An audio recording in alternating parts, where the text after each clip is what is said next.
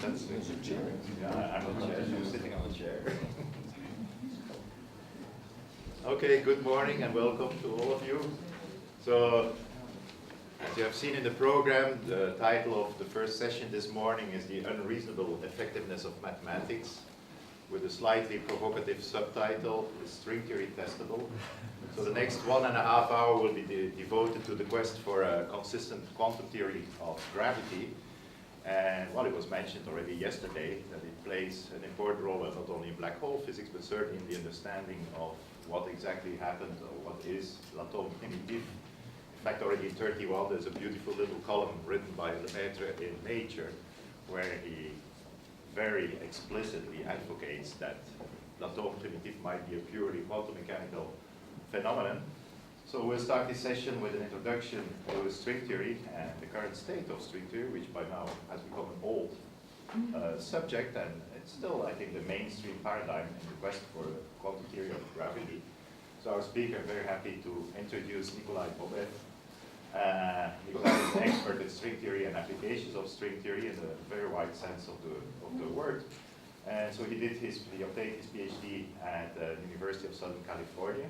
After that, he went for a postdoc at the C.N. Yang Institute for Theoretical Physics at Stony Brook, and that was followed by another postdoc period at the Perimeter Institute, and about 2 years ago, if I'm right, he joined the faculty at the University of Leuven. So please, Nikolay.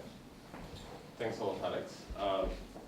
Thanks a lot also to the organizers. 2 of them I can see here. All of them. Thanks a lot for letting me speak. So, as you've heard, I have a very ambitious and lofty goal.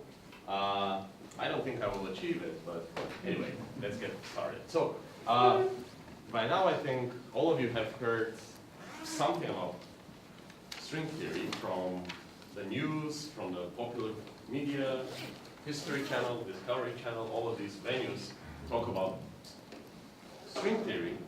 And often you see pictures associated with these words, and one of them could be this one. So it's claimed often that this is a theory that has this ambitious goal to be called a theory of everything. I don't like that name because it's very obnoxious, but anyway, that's what some people call it. And so this is a picture which I think we saw yesterday also in one of the talks.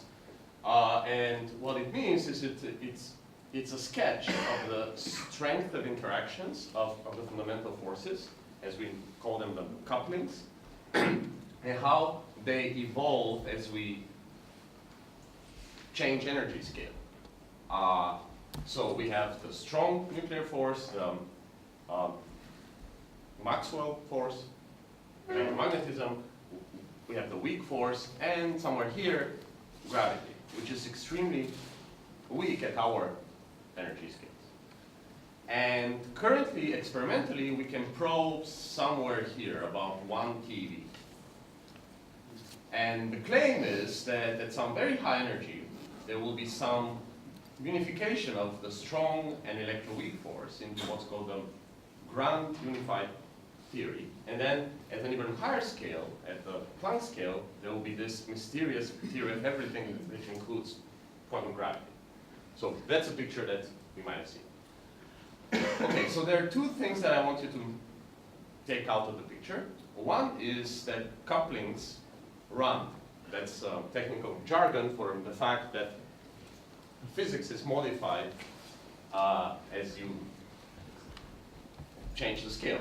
And another thing, which I'm not going to talk about, but it has been a puzzling feature for me, is that this picture actually assumes that in between this scale here and this other scale, 10 to the 15 GeV, there's no new particles.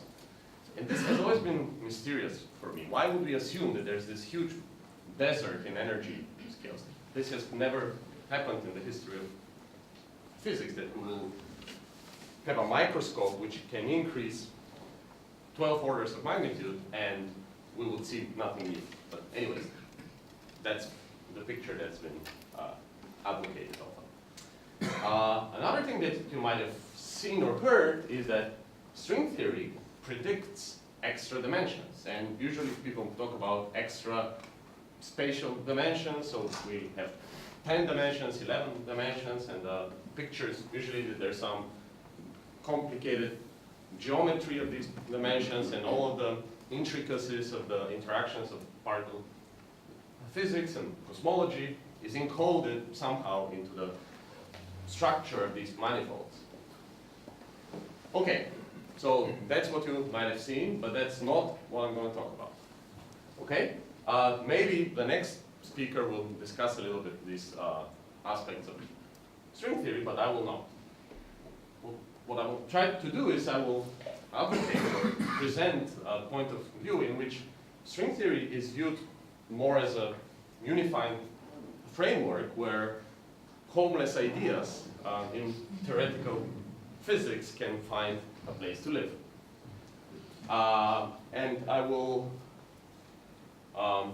argue for this by discussing two points of view that have led to the holographic principle. This is a principle that I think is very deep, and we've heard about it, a little bit about it yesterday from Sean, and it, roughly speaking, relates the physics of a quantum theory in d dimensions, this is the dimension of space and time, to some kind of gravitational theory in one more spatial dimension, usually, although I will discuss extension in a second. Okay, so that's what I'm going to talk about. Okay, let's get started. This will be a little bit of a historical overview, and this is always a dangerous thing, especially since I'm in an audience where there's historians of science and philosophers of science, and I'm none of those. So be patient with me, and hopefully I'll not make many historical inaccuracies. Okay, so in the 50s and 60s, people understood that how to combine quantum mechanics and special relativity in what's called quantum field theory. And then they also understood that there's this other force, the strong nuclear force, which is very mysterious, and they wanted to understand what's going on. And it's very different from the theory of electromagnetism, quantum theory of electromagnetism, it seemed. And then Veneziano, in '68, I think, observed that some peculiar features of scattering processes of mesons, which are, in modern language, these are particles composed of two quarks and gluons binding them. So when you scatter these particles, there's an amplitude, the probability density, if you wish, for a certain process, and it obeyed peculiar features, which I'm not going to discuss in detail. And Veneziano observed that all of these features are captured by a beautiful formula. So if you don't know mathematics, you will not appreciate immediately the beauty of the formula. But what's amazing is this interchange. What you can see is that if I flip S and T in this formula, I haven't told you what S and T are, but when you flip them, the formula is kind of the same. It's exactly the same. And that was this feature of scattering that was observed in the 50s and 60s. Okay, so these functions are called gamma functions, and they're amazing, beautiful, studied in the 18th century, I think. Anyway, but what was understood after that, almost immediately after that, is that this amplitude, this formula, actually comes out fundamentally as an amplitude for a scattering of a relativistic string. And people were kind of excited, and they said, okay, we should use relativistic strings to understand the nuclear force, strong nuclear force. And this was called at the time dual resonance models, and this was essentially, as far as I know, the birth of modern string theory. Well, that didn't immediately work out. So what happened is that smart people developed new tools and new ideas to formulate an ordinary quantum field theory of particles that's called QCD, quantum chromodynamics. It's a theory of the strong nuclear force. And it's technically it's based on these pictures that are called Feynman diagrams. And so people applied the usual method with some new insights and new ideas, but basically the usual methods of Feynman to compute quantities in this new QCD theory, and they matched experiments. And so, well, this was developed by many people. 5 of them got a Nobel Prize for it. And so after this development, many people abandoned this whole idea of the dual resonance models. Many, but luckily not all. There were a few who persevered.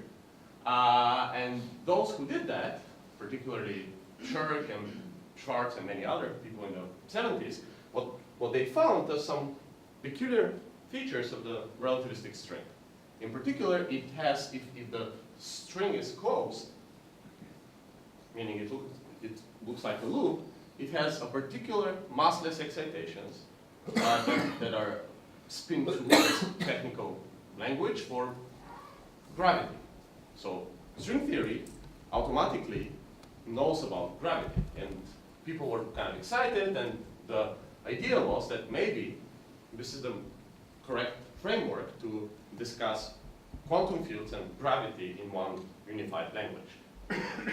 Well, there were some issues with this idea. In particular, when you have quantum fields in your calculations, you should ensure that you don't have particular bugs that are called quantum anomalies.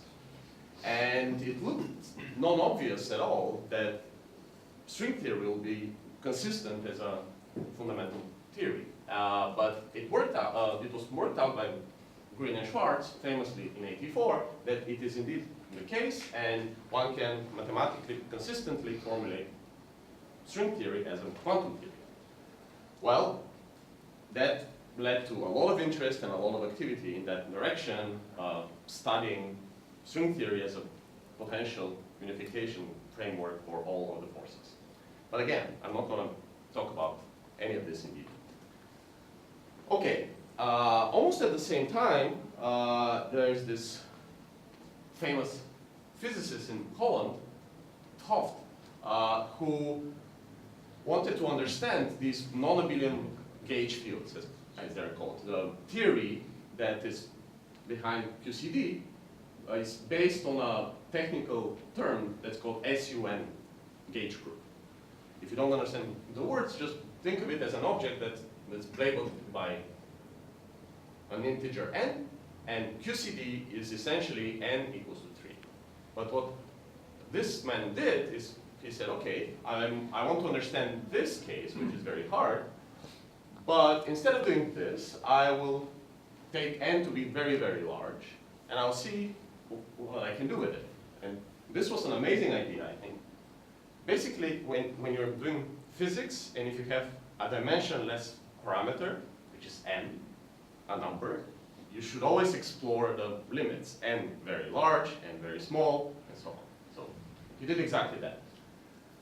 Okay, and what he found, first of all, what he found was an amazing tool to discuss these mysterious theories as a technical tool, but also there was a conceptual kind of insight out of this. When n is large, these Feynman diagrams for the gauge field organize themselves in a very peculiar way in terms of topology. So the leading order diagram, the leading order quantity, large n, looks like an object that can be only put on a sphere. And then the subleading one can only be put on a torus, and so on and so forth. So this looks a lot like the perturbation expansion, the approximation scheme that is used in string theory. So these are what's called the world sheet of a string, these successive perturbations.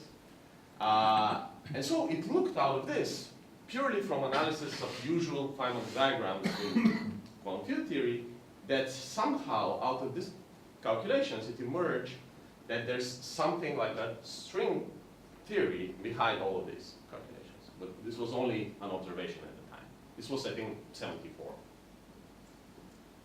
Another idea that was developing at the time, which was really, I think, one of the greatest insights of the second half of 20th century physics is this idea of what's called the Renormalization Group, which is a funny technical term to say that physics is different at different energy scales. This we know from high school maybe, or even earlier. And so these people, and others of course, developed a framework for correctly thinking of quantum fields at different energy scales. And of course it's hard to summarize and explain all of this, but the basic idea goes by the name of Kadanoff spin averaging, or block averaging. So you imagine some kind of a lattice in condensed matter physics, and on each node of the lattice there's an excitation, a spin. And UV means high energies, long, small length scales. Infrared means low energies, large length scales. And so Kadanoff and these other people observed that as I change the energy scale, what I call here Z, or the length scale, I can reorganize the calculation in such a way that I keep the same spin variable at every vertex here, at every intersection. And the thing that changes is the coupling, the interaction strength. And this was very powerful, and it was applied in condensed matter physics, in particle physics, all over physics basically, this whole idea of the renormalization group. And one thing that came out of this is like, this calculations essentially predict automatically that Feynman diagrams are not going to be enough to describe the world, because these couplings, these interaction strengths change as I change the scale, and often it happens that they become very large. And the Feynman diagram framework is based on the interaction being small. And so this immediately led to problems with technical problems in how to compute in strongly coupled, as they're called, quantum field theories. Another thing that could have emerged is, I'm not aware if anyone actually has discussed this in the literature back in the day, but you could imagine that it was discussed. Can I think of this energy scale here, the way that I've presented it, it looks like it, can I think of it as some extra dimension of space and time? And if I can do that, can I unify space, time, and energy, just like Lorentz and Poincaré and Einstein unified space and time? Is this a smart idea or not a smart idea? Well, we'll see a bit later, hopefully. Okay, another thing that's important from that came out of this normalization group analysis is that there's some special theories in the space of all quantum field theories that are invariant under changes of scale. And those go by the name scale invariant or conformal theories. And you don't have to look too far to see the kind of examples of this phenomenon of scale invariance. For example, that's how in biology it's realized here and here. That's how snowflakes, we had example of snowflakes coming and we didn't know what they are. That's what they are. There's a conformal field theory there. But also they appear all over physics. So boiling water under some conditions, magnets, the cosmic microwave background, all approximately exhibit this scale invariance to a certain extent. Okay, that was all about quantum fields, but at the same time that all of this was developing in the 60s and the 70s, other people were busy studying GR and black holes properly. And it was appreciated that black holes, which as far as I know by the time were not considered too much a part of physics, they were considered like accidental solutions of GR because of spherical symmetry and so on. But Hawking, Penrose, and others understood that this is actually not the case. There's like generically in GR, singularities will develop. Moreover, black holes are kind of unique, meaning that they're specified by their mass, rotation, and charge parameters. There were beautiful theorems proven or conjectured, and so on. But out of all of this, what emerged is also an important physical insight, namely that black holes are thermodynamic systems. In particular, they have an entropy, the black hole entropy or the Bekenstein-Hawking entropy. This is one of those accidents where the abbreviation is amazingly consistent.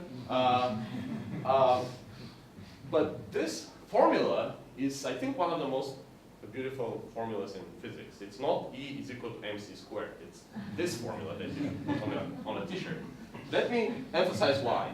So here you see all of the fundamental constants in nature. So Boltzmann's constant, the speed of light, Newton's constants, and h bar, Planck's constant. In addition, you see this A, which means the area of the horizon of the black hole. So that's geometry here. So all of these are, this screams at you that this object, the black hole, is somehow unifying statistical physics, relativity, gravity, quantum physics, and geometry. All of these 5 things are present in this formula. So I think it's an amazing formula. But this feature is a bit puzzling. So if you study gases or quantum fields or spins on a lattice, you find that the entropy of those objects is proportional to the border of the region of space that they occupy. Black holes are not like that. The entropy is proportional to the area. And this was mysterious, and I think it's still mysterious a little bit, or a lot. But this was an early hint that something's going on. The gravity looks like it wants to be holographic, meaning that it wants to live in one dimension less. That's what I want to take out of the story. Another development that happened in '86 was, in a sense, very much mathematical. So it was an observation, if you wish, in mathematical physics, because Brown and Queneau studied a very artificial, in a sense, space. That's anti-de Sitter space, so it's the anti of de Sitter, meaning that the cosmological constant is constant and negative, and there's nothing else in the space-time. So it's a solution of Einstein's equations with a constant negative cosmological constant term. They looked at this in dimension 3, which is obviously not the dimension of space and time that we live in. They analyzed this carefully, really carefully, and what they found is that on the boundary, there's a notion of asymptotic boundary of this space. On the boundary of the space, it looks like the degrees of freedom of gravity organize themselves into one of these scale invariant theories in 2 dimensions. So the boundary is 1 dimension less than the bulk of the space-time, and it looks like over there what lives, or what describes the physics there is one of these 2-dimensional conformal field theories. And they found a formula for this object called the central charge. It's a number that, amazingly, exactly in the same year was proven to be a good measure of the number of degrees of freedom of the CFT. And this number is related, according to these people, to the scale of ADS, the radius of anti-de Sitter space, and Newton's constant with some coefficient of order 1. So it looked like anti-de Sitter space has something to do with conformal field theories. At the time, this was not understood, I think, properly, but it was an important observation. And there was a more conceptual observation made by Hoft again and Susskind in 1993. And also, there's some earlier paper by Thorne. And they were led to propose, just as a conjecture, that somehow the degrees of freedom responsible for black hole entropy actually do live in 1 less dimensional space. I'm not going to go through the argument, but it's essentially the following logic. The black holes provides the maximal entropy that a region of space can carry. And well, on the other hand, we know, as I showed you, that the entropy of this black hole is to the area of the region, not of the volume. And this is, again, very much unlike spins and gases and other quantum systems. So anything that you put in this region will have less entropy than the black hole. So the degrees of freedom of gravity should somehow be organized or discussed as something living on this screen, if you wish, on this surface of the region. So this is the rough proposal, but of course they have very little calculational tools to discuss this. And they had some simple models, but it was essentially at the level of ideas as far as I understand. And I want to make a historical note. So obviously out of all of this, you should, you'll see where I'm going. There were all of these ideas from various places in physics, and they were pointing in the direction that there's something common between field theories, quantum fields, and gravity in one more dimension of space and time.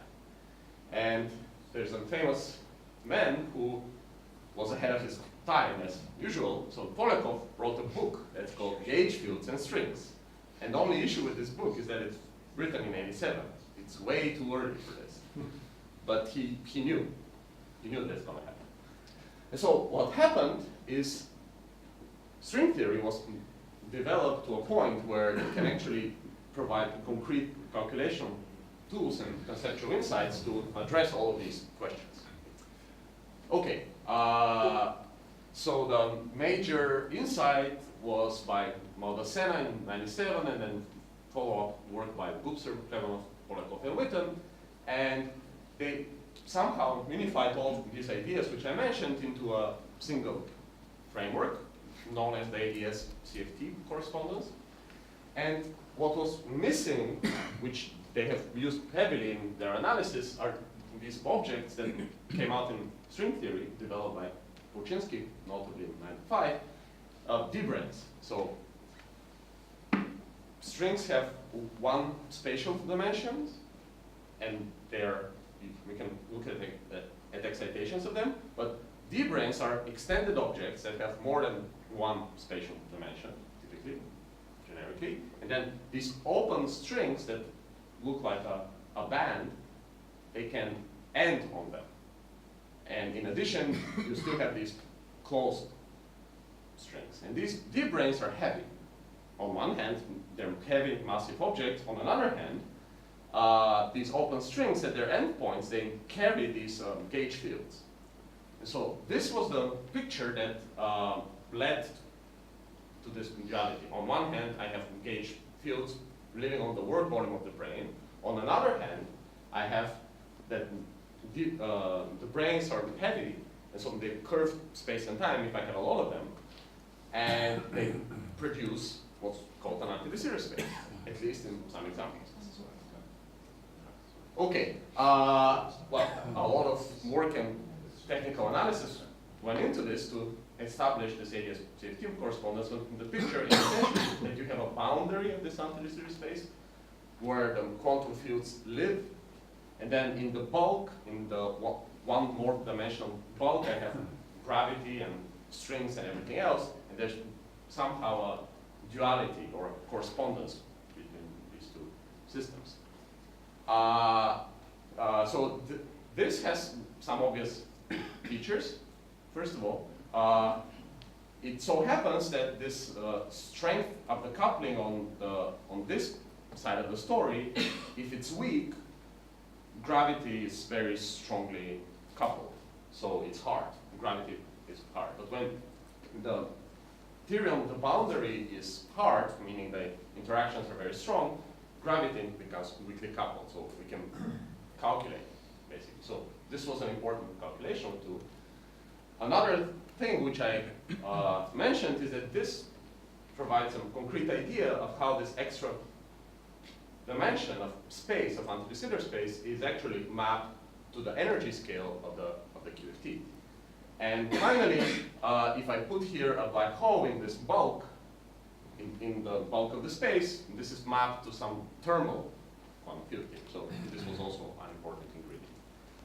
Okay, I don't have a lot of time, but I want to emphasize that understanding, extending, analyzing, applying all of these ideas has been the main occupation of many people in the past 19 years, and this is evidenced by this number. I know that bibliography and numerology is not very good in evaluating science, but this is a good number to keep in mind.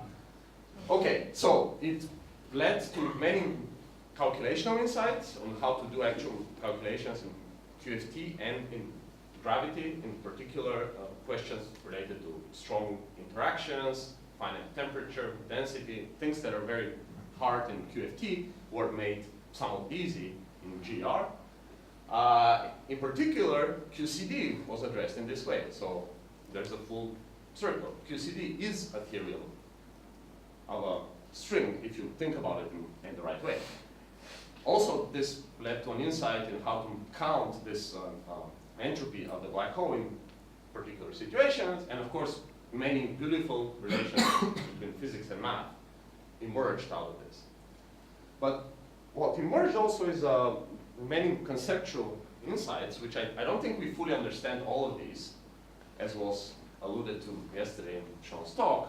He talked about entanglement information and how space and time emerge out of this, but all of these other questions, what I've mentioned, unification of space and time and energy, emergence of space, how do we actually address in detail the black hole information paradox? I don't think this is understood now. And then finally, the two last things pertaining to the subject of this conference, namely cosmology and the beginning of our universe. And those questions can be now reformulated in the language of quantum fields.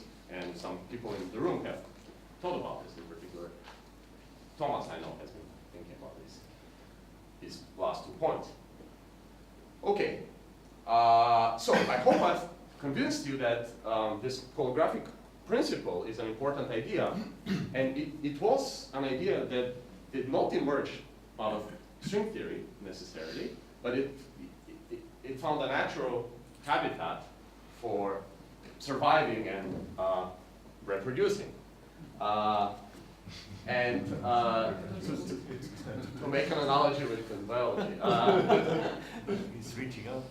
Yeah, I know. I'm trying my best. But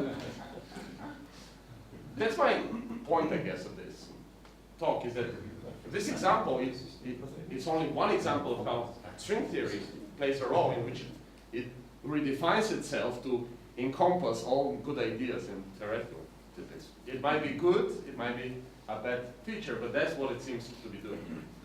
And of course, there are many other examples that I could talk about, but I don't have time. The idea of extra dimensions was incorporated naturally in string theory. Dualities is a beautiful subject that I like a lot. Black hole entropy counting, as I mentioned. Amplitudes, calculations in QCD for amplitudes in QCD are naturally reformulated in terms of strings. These whole ideas of space-time foam, which means topology in your manifold and how it connects to physics, were realized in string theory, and of course, many, many insights into mathematics.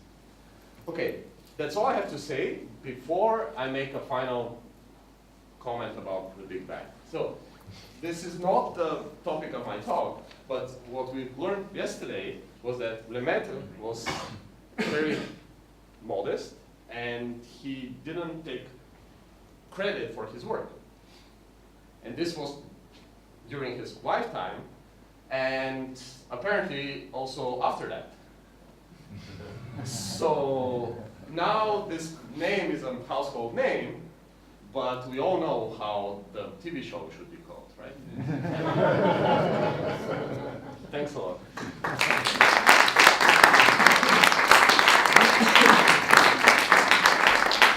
Thank you, Nikolay, for a beautiful talk. We can take some questions now. We'll have, after the second speaker, there will be a more extensive discussion, but please, yes. Yeah, just a general question. Do you think, as the status of the art is now, it's necessary in order to have a quantum theory of gravity to unify all the fundamental forces? Because the issue is quite open, in my opinion. This will be now my personal opinion, so I don't think I reflect the whole community in what I'm saying. We heard example yesterday of ideas of how to do quantum gravity, Sean talked about, without all the other forces, right? He didn't talk about the weak force or the strong nuclear force. So in principle, the question of quantizing gravity is a question that is valid by itself. These models of anti-de space in dimension 3 are examples of that. Obviously, that's not the world we live in, but even understanding this model universe is hard, and it's not understood how quantum gravity is in dimension 3. So yeah, I would say that logically, these are disconnected.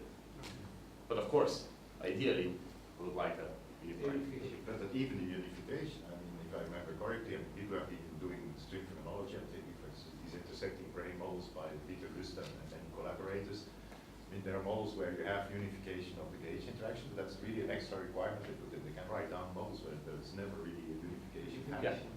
I mean, the application force that they don't unify.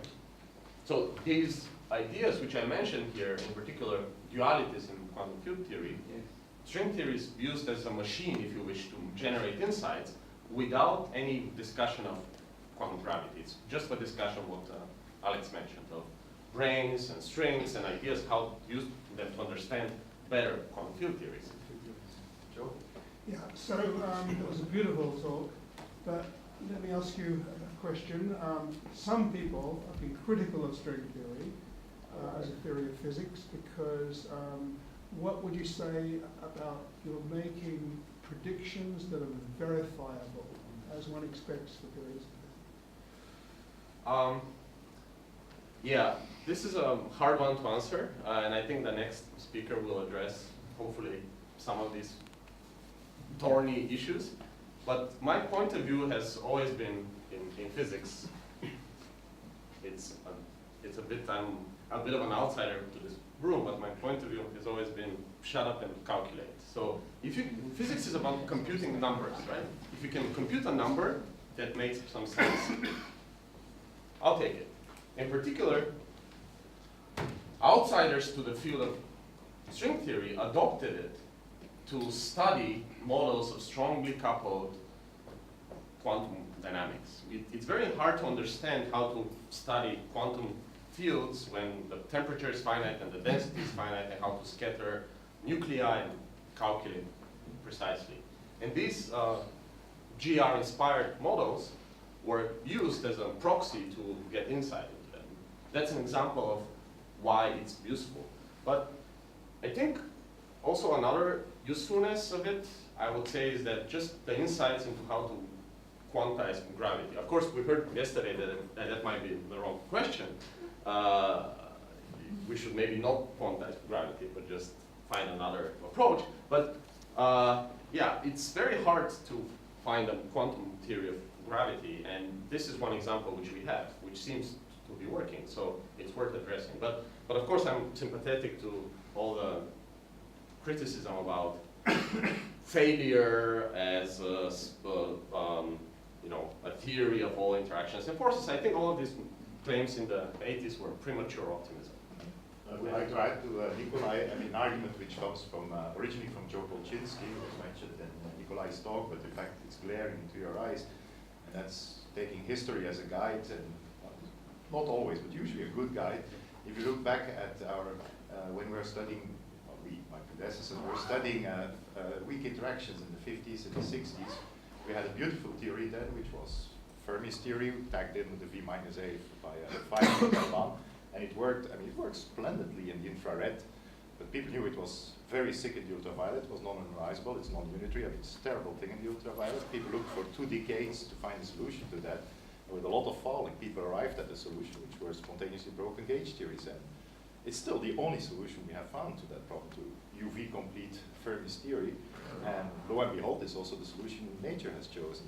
We have quite similar problem, but infinitely more complex with gravity.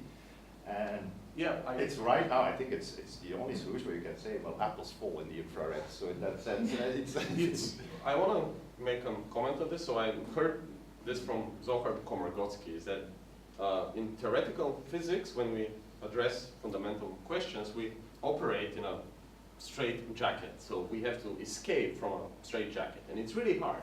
There's like very few ways to not have an obviously wrong idea. It's really hard to move. Any time your idea is not obviously wrong, it's probably correct. So that's my historical. Thomas. No, I think another point to keep in mind here is that even though string theory in the first place unifies various ideas in theoretical physics, various branches, those ideas do not live or do not exist independently of observations. Many of the developments in string theory, even though purely mathematical, are indirectly very much tied to observations and a deeper understanding of observations. Black holes exist, the universe exists, the cosmological constant exists. All these elements are incorporated in the development of a theory, which makes it plausible that when the theory is more precisely formulated, it will yield at least a deeper understanding of the correlations between various observations. Well, I can make the same comment about Aristotle. Thomas. I just want to add one more comment to this, because I'm very sensitive to the way this criticism of string theory came into the media. You should really know that the criticism came from people that were competing with string theory doing quantum gravity. And all of the criticism they have applies to all theories of quantum gravity. It applies to very high energy physics, which by definition is hard to prove experimentally. So all of the criticism has nothing to do with string theory in particular, right? And I think it's important to realize that. That's the only thing I wanted to say. Okay, I think we can conclude with these words. And like I said, we will continue the discussion after Richard's talk. And I just heard from our friendly organizers that for a time we are a little bit more relaxed today than yesterday. The schedule will be a little bit changed during the day. So let's thank, first of all, Nikolay.